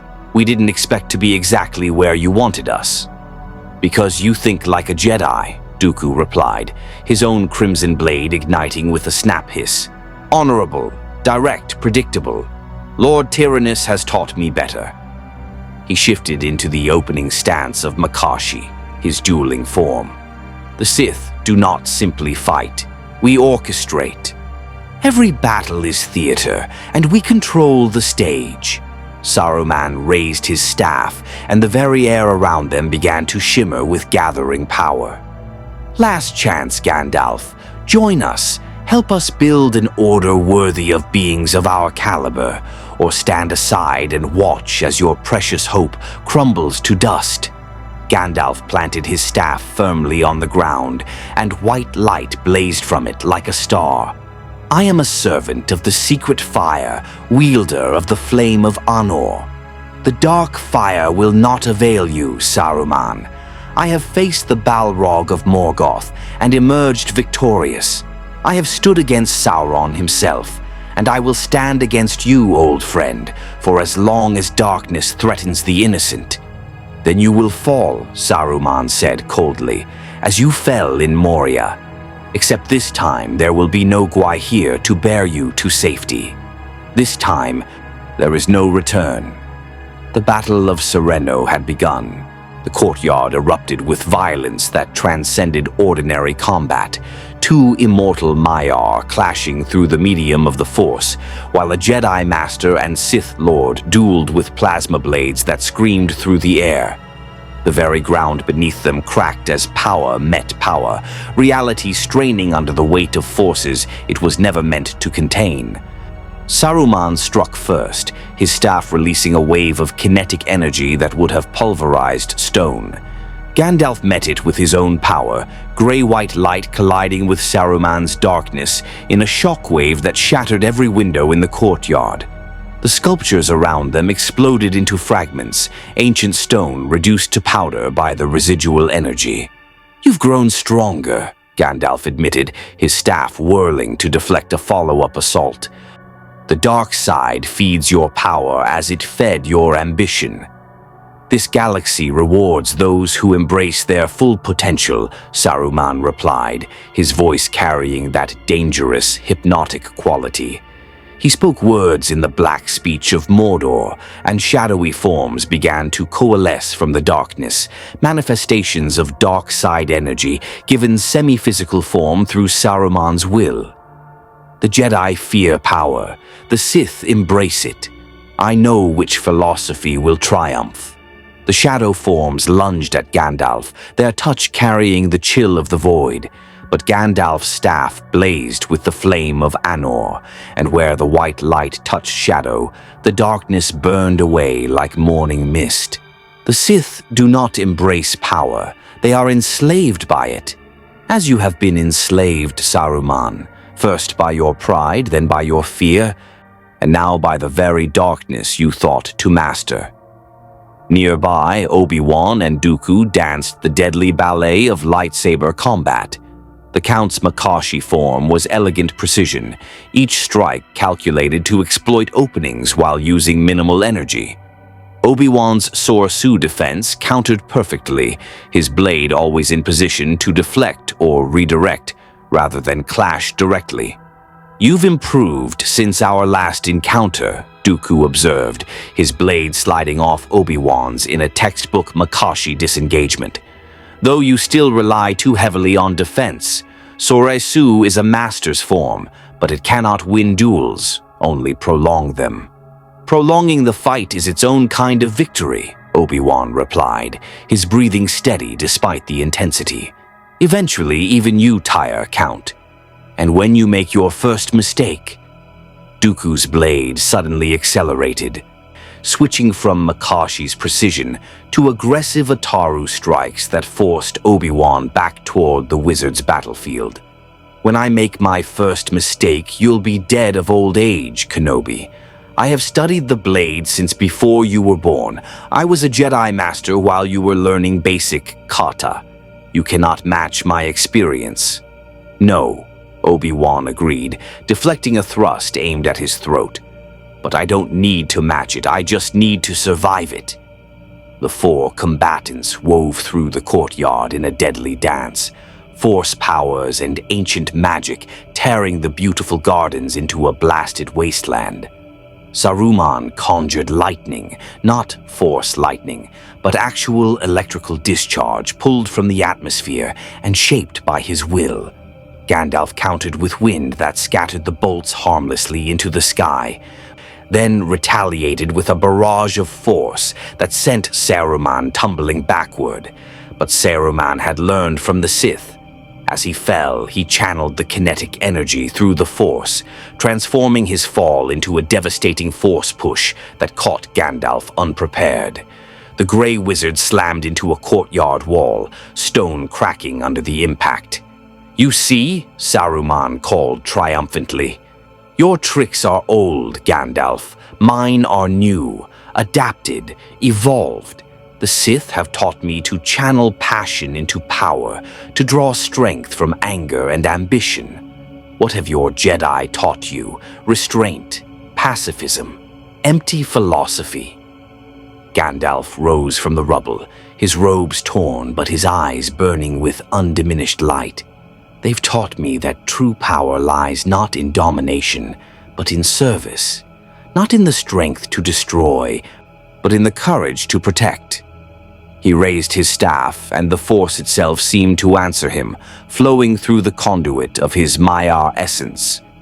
"You have always been brilliant, Saruman, but you have never understood the most important truth, that the smallest act of kindness can hold back the darkness far better than the mightiest display of force." "Sentimental nonsense," Saruman spat. He spoke words in Quenya, the high elven tongue, and the power in his voice resonated through the Force itself. The words commanded obedience, demanded submission, and Gandalf felt the weight of them pressing against his will like physical force. For a heartbeat, he wavered. Saruman's voice had always been his most dangerous weapon, the ability to persuade, to dominate, to make even the strong-willed doubt their own convictions. Here, channeled through the Force, its power was magnified 1,000-fold. But Gandalf was no ordinary being. He was Olorin, who had walked in the gardens of Lorien before the world was made. He had stood before the Valar themselves and received his mission. Saruman's voice, powerful as it was, could not shake foundations that old and that deep. "I am not moved, Saruman," Gandalf said quietly, and the words carried their own power. Not domination, but defiance born of unshakable purpose. Your voice swayed the proud Denethor and twisted Theoden's mind, but I know you too well. I see through the rhetoric to the fear beneath. You are terrified, Saruman, terrified that your power is not enough, that your knowledge is insufficient, that despite everything you've achieved, you remain what you have always been. Second to Sauron, whom you sought to betray. Second to the Valar, whose authority you rejected. Second to me, whom you can never quite defeat. Saruman's composure cracked. Fury twisted his features, and when he struck again, it was with raw power, untempered by strategy. Dark side energy and magical force combined in a lance of pure destructive will that tore through the courtyard like a falling star. Gandalf met it head-on, his staff blazing white, and the collision of their powers created a feedback loop of energy so intense that both Obi-Wan and Dooku had to disengage from their own duel and retreat to avoid being caught in the maelstrom. "Impressive," Dooku murmured, watching the two wizards locked in direct contest of will and power. "I have witnessed Force users of considerable strength, but this is something different entirely." They're not using the Force alone, Obi-Wan realized, his connection to the cosmic energy allowing him to perceive the layered complexity of the battle. They're using the Force as a medium, but the power itself comes from somewhere else. From what they are, fundamentally, this is a battle of essences, not just abilities. Then who wins such a battle? Dooku asked, genuinely curious despite their enmity. "The one who holds true to what they are," Obi-Wan replied. "Gandalf knows himself, accepts his limitations and his purpose. Saruman is at war with his own nature, wanting to be more than he is, rejecting the role he was given. That internal conflict will be his undoing." As if to prove Obi-Wan's words prophetic, Saruman's power surge suddenly faltered. For just an instant, his concentration wavered, doubt flickering across his mind, the accumulated weight of his failures in Middle-earth reasserting themselves. That instant was all Gandalf needed. The Grey Wizard's staff struck the ground with the sound of mountain roots breaking stone. White light exploded outward in a dome of pure, cleansing energy that swept through the courtyard, scouring away the dark side corruption Saruman had been drawing upon. The shadows dissolved, the poisoned ground purged itself, and Saruman, cut off from the dark power he'd been channeling, staggered backward with a cry of shock. "You cannot win by wielding darkness, old friend," Gandalf said, his voice heavy with sorrow. "Because darkness consumes those who embrace it. The Sith know this, though they will never admit it. Every one of them falls eventually, destroyed by the very power they thought to master. You are already on that path. I can see it in your eyes." Saruman's hand trembled as he raised his staff again, but the triumph was gone from his expression, replaced by something uglier, desperation mixed with rage. "This isn't over, Gandalf. You may have won this exchange, but the war has only begun. I have allies in this galaxy, resources beyond counting, and time, all the time in the world to perfect my mastery of these new powers." "Time will not save you," Gandalf replied. "It never has, but it is not too late to turn back, Saruman. Even now, after everything, the path to redemption." "Redemption?" Saruman's laugh was bitter as poison. "You offer me the same worthless mercy you offered in Middle-earth, the chance to bow, to submit, to acknowledge that you were right and I was wrong." "Never, Gandalf, never. I would rather burn in the darkest pits of the void than accept your condescending forgiveness."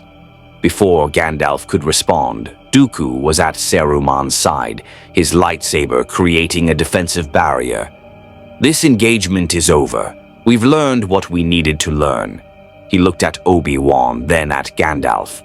"You fight well, both of you, but the tide of this war flows toward the Separatist cause. All the Jedi courage and wizard magic in the galaxy cannot stop what's already in motion." "We'll see," Obi-Wan replied, his blade still raised but not pursuing. "This isn't the end, Dooku, not by a long shot." Dooku smiled coldly. "No, it's merely the beginning." He pressed a control on his wrist, and a shuttle descended from the darkened sky, its boarding ramp extending. "Until we meet again, Kenobi."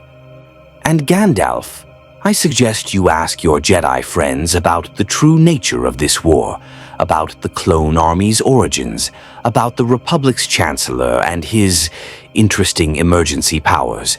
You might find the answers illuminating regarding which side truly serves the light." Then they were gone, boarding the shuttle that rose swiftly into Sereno's night sky. Obi-Wan wanted to pursue, but Gandalf placed a restraining hand on his shoulder. "Let them go," the wizard said quietly. "We've learned much here, and Dooku's final words, they trouble me." What did he mean about the clone army's origins? Obi-Wan's expression was grim. "I don't know, but I intend to find out." The return journey to Coruscant was silent for the first hour. Obi-Wan piloted the infiltration craft through hyperspace, while Gandalf sat in the co-pilot's seat, his staff across his knees, his ancient eyes distant with thought. Finally, the Jedi spoke. "You held back," he observed, "against Saruman. I could feel it. You have more power than you displayed. Why didn't you use it?" Gandalf was quiet for a long moment before answering. "Because I am not here to wage war, Obi-Wan. I am here because circumstance thrust me into your galaxy, and I do what I have always done, stand against the darkness where I find it. But unleashing my full power," he shook his head slowly. "The last time I did so was against the Balrog in the depths of Moria. We fought for 10 days, from the lowest dungeons to the highest peak. I slew the demon, but the effort destroyed my physical form. I died, Obi-Wan, and was sent back, transformed into Gandalf the White, because my task was not yet complete." "You died?" Obi-Wan's hands tightened on the controls. "But you're what did you call it? A Maya, an immortal spirit." "Immortal, yes. Invulnerable, no. My physical form can be destroyed, and with it, my ability to act in the material world. If I fall here, in your galaxy, I do not know if the Valar could send me back. Their power does not reach across the dimensional barrier. If I die here, I may be lost forever, my spirit unable to return to the halls of Mandos, trapped in a reality not my own." Understanding dawned in Obi-Wan's eyes. "So, you fight with restraint not from weakness, but from necessity. You can't afford to sacrifice yourself when you don't know if sacrifice would achieve anything." "Exactly. Against the Balrog, I knew death was not the end. Here I have no such certainty, so I use only what power I must, husband my strength, and trust that wisdom and courage will suffice where raw might fail." They emerged from hyperspace at the edge of Coruscant's system, the city planet gleaming before them like a jewel studded with 1,000,000,000,000 lights. But as they approached, Obi-Wan's comlink crackled urgently. "General Kenobi, this is Commander Cody. Sir, you need to get to the Jedi Temple immediately. There's been an incident. Multiple casualties. The Council is convening an emergency session." Obi-Wan's face went pale. "What kind of incident, Commander?" "A training accident in the Room of 1,000 Fountains, sir."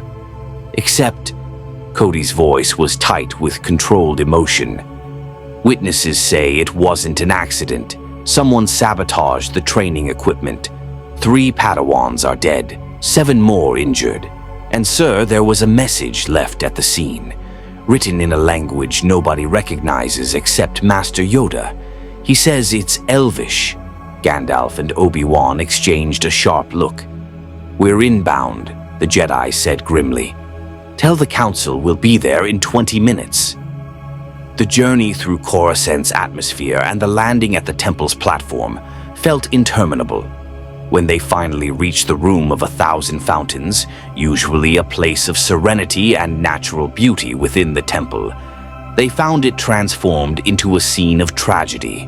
Meditation platforms had collapsed, crushing the younglings who'd been training there. Water features that should have been peaceful streams had become deadly torrents. And on the central wall, written in flowing script that glowed faintly with dark side energy, were words in Sindarin, the gray elven tongue. Gandalf read them aloud, his voice heavy. Thus fall those who trust in false hope and the lies of wandering fools. The strong survive, the weak perish. This is the natural order. Let the wise choose their allegiance accordingly. He closed his eyes in pain. Signed with Saruman's mark, the white hand of Isengard. Yoda stood before the message, his ears drooped low, his Geimer stick trembling slightly in his grip. Terrible, this is. Young ones full of potential, struck down to send a message. A message to you, Gandalf. I know, Gandalf said, his voice barely above a whisper. He's trying to break me. To show that my presence here brings only death and suffering. It's an old tactic. He used it in Rohan, burning villages and blaming me for the casualties, saying they died because they listened to the Grey Wanderer's counsel rather than accepting his rule. Mace Windu's expression was thunderous with barely controlled rage. How did he get into the temple? Our security is among the tightest in the galaxy. Our wards against dark side intrusion are useless against Saruman's magic, Gandalf interrupted. He doesn't use the Force alone. His power operates on different principles your wards weren't designed to detect. And he's brilliant. He would have studied your defenses, found the gaps, exploited them perfectly. His fist clenched around his staff. This is my fault. I brought him here by proximity. If I hadn't come to your temple, he wouldn't have struck here. No, Obi-Wan said firmly. This is Saruman's fault. He made the choice to murder children to prove a point. The guilt is his alone. But Gandalf shook his head, the weight of millennia pressing down on his shoulders. You don't understand. This is what he does. He corrupts everything I try to protect. In Middle-earth, every kingdom I advised, he undermined. Every alliance I built, he weakened. Every hope I kindled, he tried to extinguish. And now, in your galaxy, he looked at the bodies of the fallen Padawans being gently carried away by grief-stricken Jedi Masters. Now he's doing it again. The council convened immediately, the circular chamber filled with grim-faced Jedi. Holographic reports poured in from across the galaxy. Separatist attacks had intensified over the past week, coordinated with unusual precision. And in several battles, a figure in white robes had appeared, speaking words that caused clone troopers to turn on each other, or that simply stopped their hearts with the power of command. Saruman is teaching the Separatists his techniques, Ki-Adi-Mundi reported. We have confirmation that Count Dooku has been using magical wards similar to what we encountered on Sereno to protect strategic installations. The Separatists are incorporating an entirely new form of warfare into their arsenal. And we have no defense against it, Plo Koon added. Our training focuses on the Force. Saruman's magic operates on parallel but distinct principles. Our youngest Jedi are particularly vulnerable. They lack the experience to resist his voice or detect his wards. Suggesting what this council is, Yoda asked, though his tone suggested he already knew the answer some would give. Mace Windu stood, his bearing that of a warrior preparing for hard truth. Gandalf, you have been an honored guest of the Jedi Order. You've shared your wisdom freely, and we've learned much from you. But Saruman's presence in this galaxy is a direct result of the same ritual that brought you here. His attacks target the Jedi specifically because you've allied with us. Perhaps, he paused, choosing his words carefully.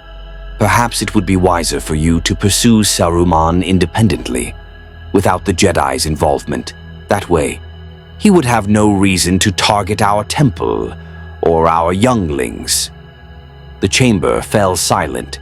Several Jedi shifted uncomfortably, clearly torn between agreeing with Windu's logic and the moral implications of asking Gandalf to leave. It was Obi-Wan who spoke first, his voice cutting through the tension. "With respect, Master Windu, that's exactly what Saruman wants. He's trying to isolate Gandalf, to make him doubt his alliances, to convince him that his presence brings only death. If we turn Gandalf away now, we prove Saruman right. That fear can break our unity, that darkness can drive wedges between allies." "Easy for you to say, Kenobi," another Jedi Master interjected. Saisi Teen, his sharp features set in anger. "You weren't here when those children died. You didn't hear their screams as the meditation platforms crushed them.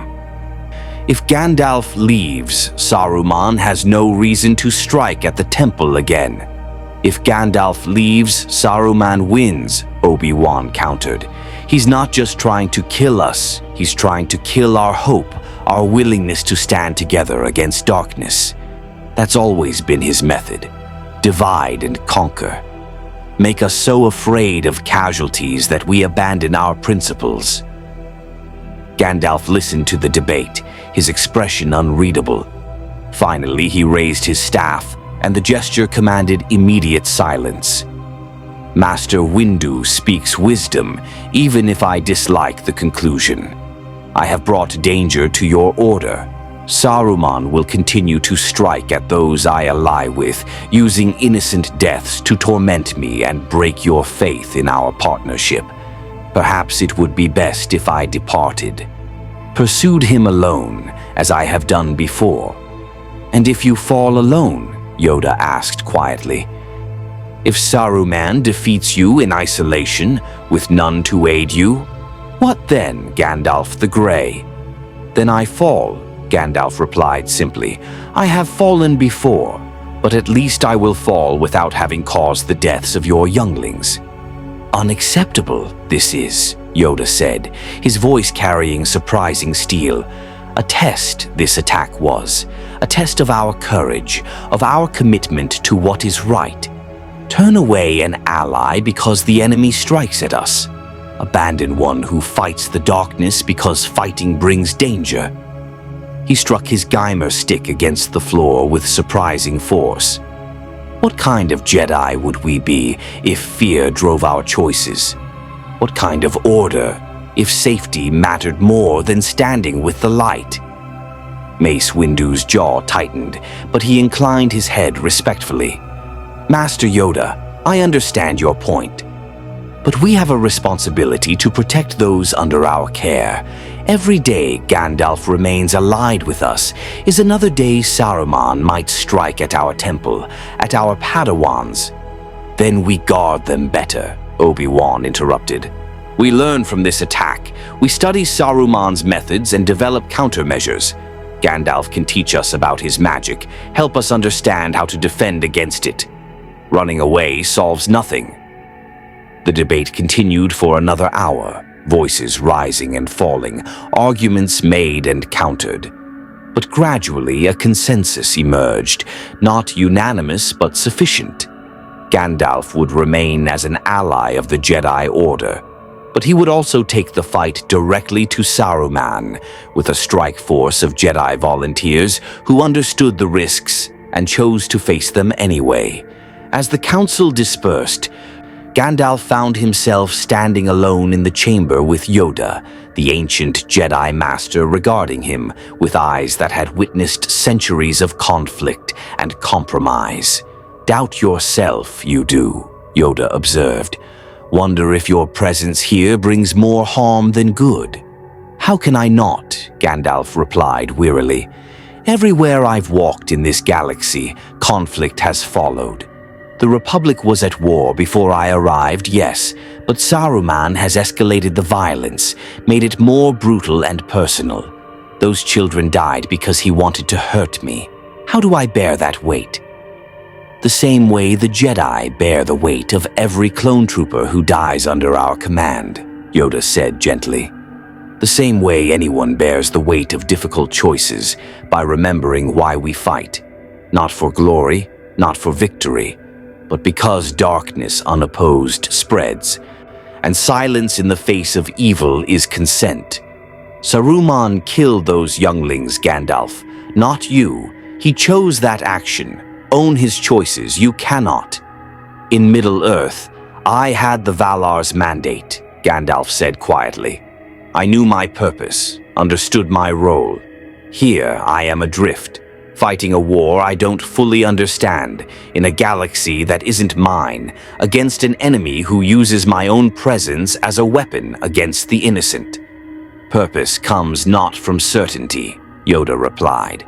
Purpose comes from choice. Every day choose to stand against the darkness, you do. Every day choose to protect those who cannot protect themselves. That is enough, Gandalf the Grey. That has always been enough.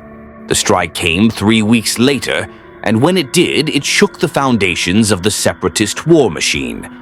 Gandalf had spent those weeks in intensive planning with Obi-Wan, Anakin Skywalker, and a cadre of Jedi Masters who'd volunteered for what many considered a suicide mission. Their target, the foundries of Geonosis, where Saruman had established a center of operations, teaching separatist scientists how to weave wards into their battle droids and infuse weapons with dark side energy.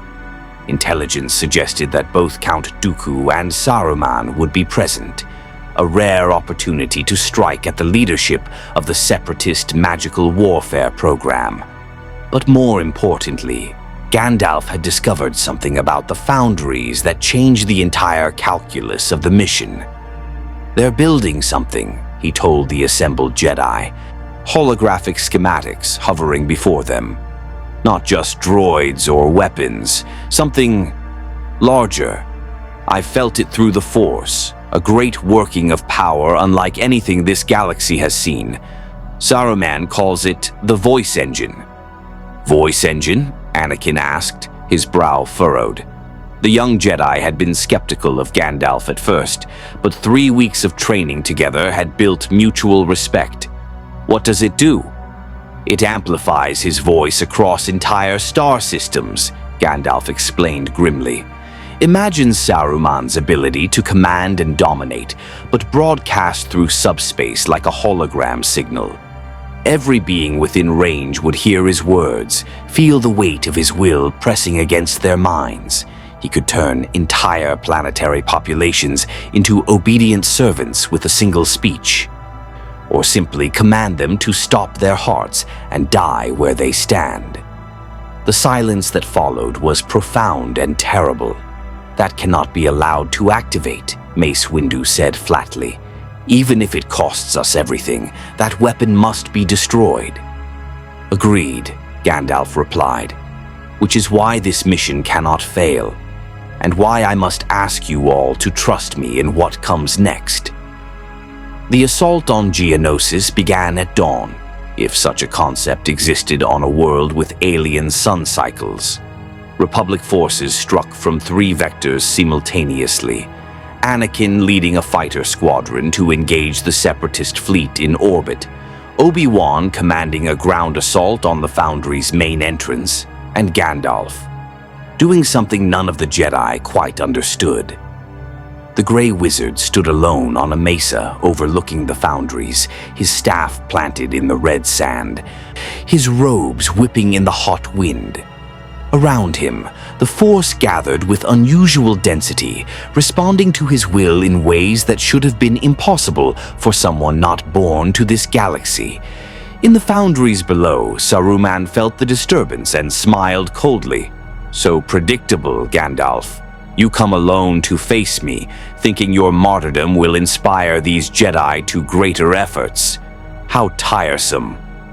Count Dooku stood beside him in the chamber housing the voice engine, a massive construct of kyber crystals, Sith alchemy, and Saruman's own magical engineering. The device hummed with barely contained power, ready to broadcast across the HoloNet and bend millions of minds to their will. "Shall I activate the engine?" Dooku asked. "Turn the Republic forces against each other? We could end this battle before it truly begins." "Not yet," Saruman replied. "Let Gandalf come. Let him see what we've built, understand the futility of his resistance. Then, when his hope is at its lowest, we activate the engine and make him watch as everyone he's tried to save becomes our puppets." But Gandalf was not coming to the Foundry.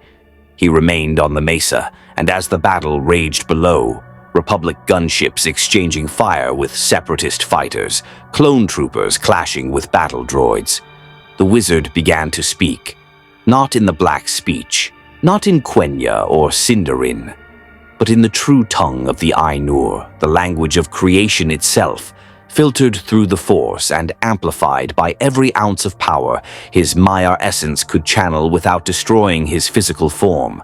The words were not commands. They were not domination or control. They were a call, a summons to the fundamental nature of the Force itself, asking it to remember what it was meant to be. Light and dark in balance, life and death in eternal cycle. Not a weapon to be wielded or a tool to be corrupted, but a living presence that connected all things in harmony. In the Foundries, the voice engine suddenly shrieked with feedback. Saruman's eyes widened in shock as he felt the device destabilizing, the carefully woven dark side energies unraveling like rotted rope. "What is he doing?" Dooku demanded, his connection to the Force screaming warnings. "He's purging the corruption," Saruman realized, horror and fury warring in his voice. "He's cleansing the dark side energy from the entire Foundry complex, from the engine itself." The white wizard ran, his robes billowing behind him as he raced toward the chamber's exit. Behind him, the voice engine's kyber crystals began to crack, unable to contain the purified Force energy now flowing through them. Dooku followed, calling on the Force to enhance his speed, but even he was barely fast enough. The engine exploded with the force of a small star going nova. The entire Foundry complex, kilometers of facilities, weapons caches, droid assembly lines, vanished in a column of white light that could be seen from orbit. The explosion should have killed everyone within the blast radius, but Gandalf had shaped the detonation carefully. The destructive force flowed upward and inward, consuming only the Foundry itself, while sparing the Republic forces fighting at its perimeter. When the light faded, a crater a kilometer deep marked where Saruman's greatest work had stood, and at its center, kneeling in exhaustion, his robes singed and his staff cracked, but still intact, Gandalf the Grey slowly rose to his feet. Obi-Wan reached him first, supporting the wizard as he swayed. I've never felt anything like it. You didn't just destroy the facility, you purified it. Cleansed decades of dark side corruption from the very stone. "I did what was necessary," Gandalf replied, his voice hoarse. "Saruman would have used that engine to enslave millions. I could not allow it. But the effort..." He touched his chest, feeling his heartbeat irregular and weak. "The effort cost me dearly. I channeled more power than this form was meant to contain. I will need time to recover." "Did we get him?" Anakin asked, landing his fighter nearby and sprinting over. "Did we get Saruman?" Gandalf shook his head wearily. "He escaped. I felt him flee moments before the explosion. Dooku as well. They survive and they will rebuild. This is a victory, but not the end." Mace Windu arrived with a contingent of Jedi, his expression grim but respectful. Separatist forces are retreating across the system. The Foundries are destroyed, and intelligence reports that Saruman's experiments in several other systems have been abandoned. The scientists and engineers are terrified after seeing what happened here. He looked at Gandalf directly. "You saved countless lives today, at great personal cost. The Jedi Order is in your debt." I require no debt, Gandalf replied. Only the understanding that this war is far from over. Saruman will not forgive this defeat. He will strike back, and when he does, the blow will be calculated to cause maximum suffering. He was proven right sooner than anyone expected. 2 days later, as Gandalf recovered in the Jedi Temple's healing chambers, news reached Coruscant that sent shockwaves through the Republic. Chancellor Palpatine had been attacked in his own Senate office by an unknown assailant wielding strange powers. The Chancellor survived, but several of his guards had not. And witnesses reported seeing a figure in white robes speaking words that caused men's hearts to simply stop. Saruman had taken the war directly to the Republic's civilian leadership, and the Senate was demanding action, demanding that the Jedi either control these dangerous wizards or remove them from the galaxy entirely. In his chambers, Gandalf listened to the reports and understood the game being played. Saruman was forcing a choice. Either the Jedi would defend Gandalf and lose the Senate's support, or they would abandon him and prove Saruman's point about the weakness of their convictions. A masterful move, he said quietly to Obi-Wan, who'd come to brief him. He attacks the political leadership, knowing the Jedi cannot be seen as complicit, but also cannot abandon an ally without appearing weak. He's driving a wedge between the Order and the Republic government. So what do we do? Obi-Wan asked. Gandalf was silent for a long moment, staring out at Coruscant's endless cityscape. Finally, he spoke. We do what we have always done. We stand for what is right, regardless of the political cost. If the Senate demands my exile, then I go into exile. But I do not stop fighting. I do not surrender to Saruman's manipulations, and I do not allow fear of consequences to dictate my choices. The Council won't abandon you, Obi-Wan said firmly. Some will want to, Gandalf replied, and they would not be wrong to consider it. I am a complication this Order does not need, fighting a war you did not ask for. He turned to face the Jedi. But I thank you, Obi-Wan Kenobi. In you and in Master Yoda, I have found kindred spirits. Beings who understand that the fight against darkness is never simple, never clean, and always worth pursuing even when the cost seems too high. Before Obi-Wan could respond, both of them felt it, a disturbance in the Force so profound it made their breath catch. Not an attack, something else. Something that made even Gandalf's ancient senses reel with shock. Across the galaxy, on the war-torn world of Umbara, where Republic forces were locked in brutal combat with Separatist defenders, the sky had torn open. Another dimensional rift, like the one that had brought the wizards to this galaxy, but larger, more controlled, and through it stepped a figure that made Gandalf's blood run cold. Tall and terrible, wreathed in shadow and flame, with eyes that burned with ancient malice. Not Sauron. Gandalf would have recognized the Dark Lord of Mordor immediately, but something similar. Something from Middle-earth that could not be here.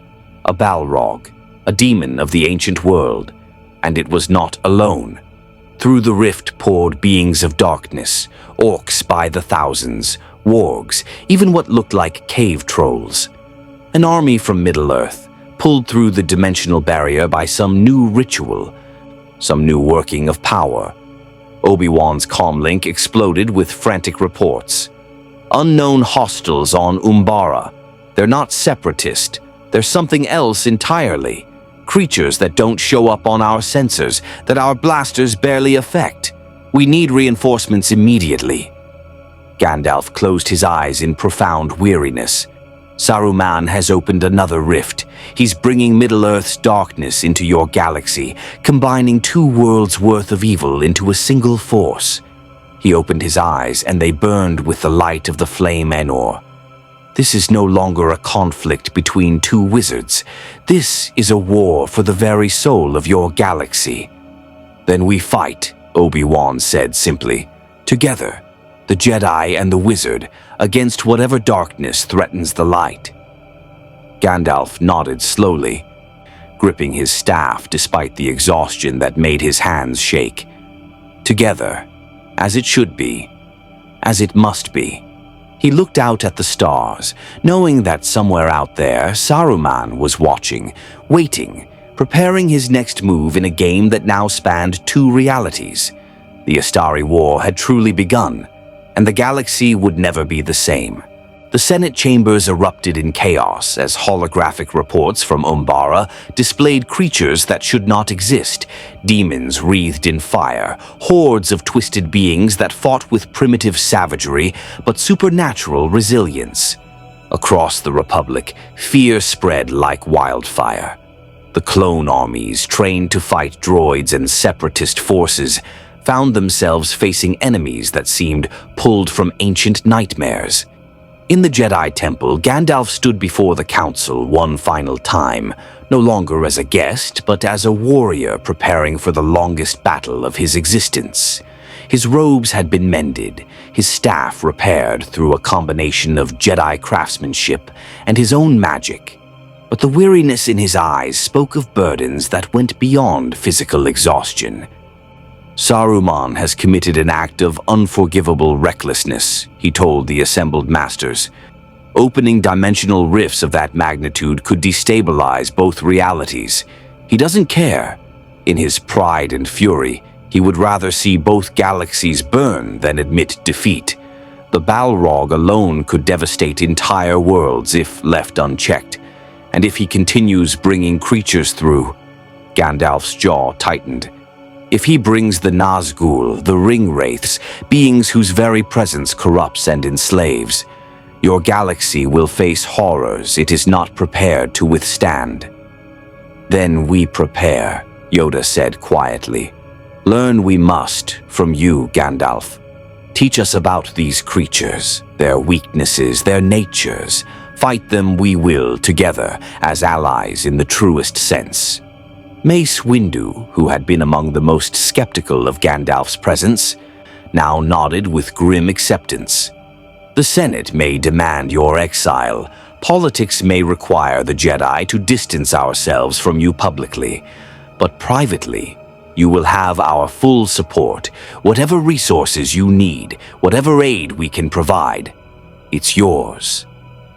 Outside the temple, Coruscant's billions continued their lives unaware of how profoundly their galaxy had changed.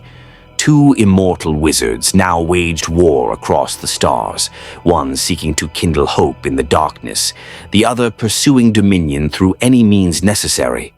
The Force itself seemed to hold its breath, balanced on a knife's edge between light and shadow. On the distant world of Sereno, in chambers protected by wards both magical and technological, Saruman stood before a massive ritual circle. Sweat beaded on his brow from the effort of maintaining the dimensional breach on Umbara, but his eyes gleamed with dark triumph. Count Dooku watched from the shadows, uncertain whether they'd allied with a genius or unleashed something that would consume them all. This is only the beginning, Saruman murmured, his staff blazing with stolen dark side energy. Gandalf thinks he can save this galaxy as he tried to save Middle-earth. But here, the stakes are vaster, the opportunities greater, and he smiled coldly. I am no longer bound by the limitations that led to my previous defeat. This galaxy will learn what true power means, and Gandalf will watch everything he touches turn to ash. Yet across the stars, in 1,000 different systems, beings were beginning to hear stories of the Grey Wanderer, a wizard who stood against impossible darkness, who kindled hope where despair had taken root, who asked nothing for himself, but gave everything to protect the innocent. Clone troopers spoke of him with reverence. Refugees fleeing separatist occupation carried tales of his courage. And slowly, quietly, a legend was growing that even Saruman's malice could not entirely extinguish. Gandalf the Grey had walked many roads in his long existence. He had counseled kings and comforted hobbits. He had faced down Balrogs and defied Dark Lords. And now, in a galaxy far from everything he had known, He would do what he had always done, stand as a light against the coming dark. The Jedi Council had asked if he could defeat Saruman. Gandalf still did not know the answer. But he knew something more important, that the fight itself mattered, that every being saved, every hope kindled, every moment of darkness pushed back was a victory, regardless of the ultimate outcome. On the meditation balcony high above Coruscant's endless cityscape, Gandalf stood with Obi-Wan as the sun set over the artificial horizon. The Jedi watched his companion with quiet respect, understanding that they'd found in each other something rare, true friendship born of shared purpose and mutual understanding. "What happens next?" Obi-Wan asked. "We fight," Gandalf replied simply. "We stand against the darkness wherever it appears.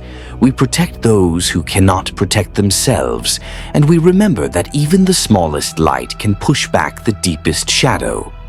He looked at the Jedi, and something like a smile touched his weathered features. "I have fought this battle before, my friend, in different worlds, against different enemies. But the principle remains unchanged. While good beings stand together, darkness can never fully triumph." Far below, the city planet hummed with life and light. Above, the stars wheeled in their ancient courses, indifferent to the dramas playing out beneath them. And somewhere in the vast darkness between worlds, the dimensional barriers trembled as forces beyond mortal comprehension clashed and merged. The Astari War had begun in earnest. The galaxy would be transformed by it, for better or worse, none could say. But one thing was certain. Gandalf the Grey had not come to this strange galaxy to rule or to conquer. He had come, as he always had, to serve, to guide, to stand as a shield between the innocent and the darkness that would consume them. And in that purpose he would never falter. Not while the flame of Anor still burned within him, not while beings needed hope and courage to face the coming storm. The war was far from over. New enemies were emerging, ancient evils crossing dimensional barriers, and the very fabric of reality was straining under forces it was never meant to contain. But Gandalf had faced impossible odds before, and would face them again. After all, he was a wizard. And if there was one thing wizards were good at, it was arriving precisely when they were meant to, and staying exactly as long as necessary to see the job done. The future remained uncertain. Saruman's corruption spread through the Separatist alliance like poison through water. The Balrog rampaged across Umbara, destroying everything in its path. And somewhere in the shadows, other forces were stirring, both the ancient evil of the Sith and the timeless malice of Middle-earth's darkest servants. But against all that darkness stood a fellowship of a different kind, Jedi and wizard, united by purpose if not always by method. Together they would face whatever came. Together they would hold the line against the encroaching shadow. And perhaps, just perhaps, they would prove that even in the darkest times, hope was more than just a word. It was a weapon, a light that no darkness could ever fully extinguish. May the Force be with you. More stories await.